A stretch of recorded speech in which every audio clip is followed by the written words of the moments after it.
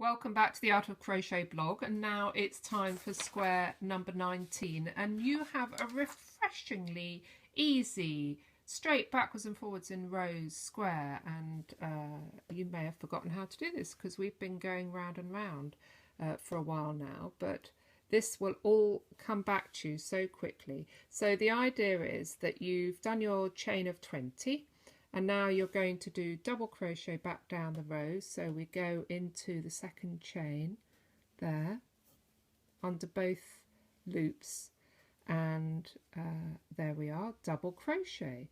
So you work your way down the row doing double crochets. That's without a yarn over at the beginning, the double. There we are. So you're going to have a whole row of those. Oh, I didn't get under the... So keep going till you get to the end, and that's row 1.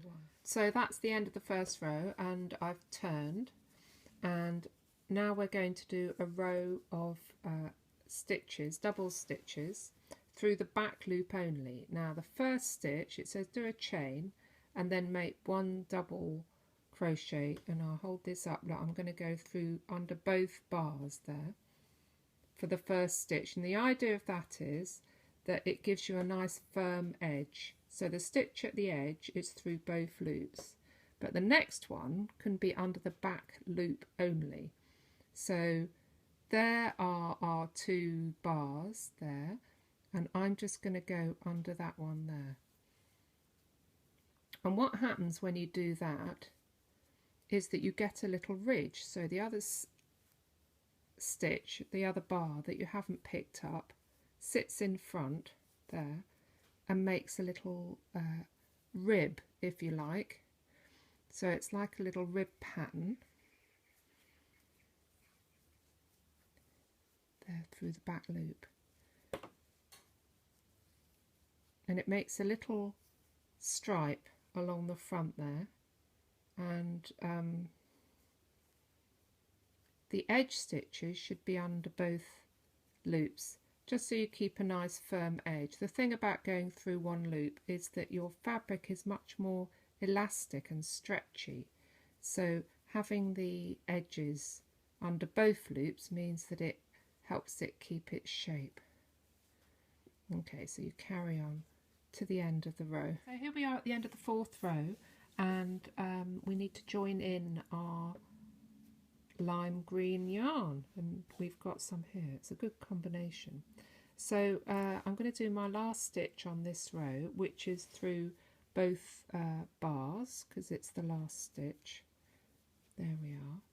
And then instead of pulling that one through, I'm going to take the lime green and pull that through. There we are. And then I can do a single chain and start off on the next row. So turn it round, 1 stitch under both bars, and then another row of DCs under the back loop.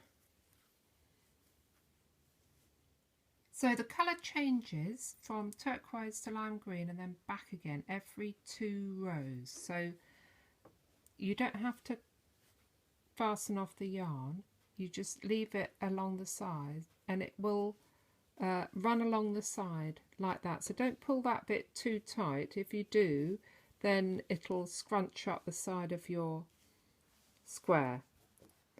So here I'm going to change to the green again. So I'll just do my first chain with the green. And I don't want to pull that too tight. And again, I don't want it to be too loose either. So I'll put the turquoise down and then start the next row with the green. First one under both, and then all the rest of the stitches under the back loop. And it really is making quite a nice ribbed pattern on the front. So keep going, keep changing colours, and I think you can handle that on your own.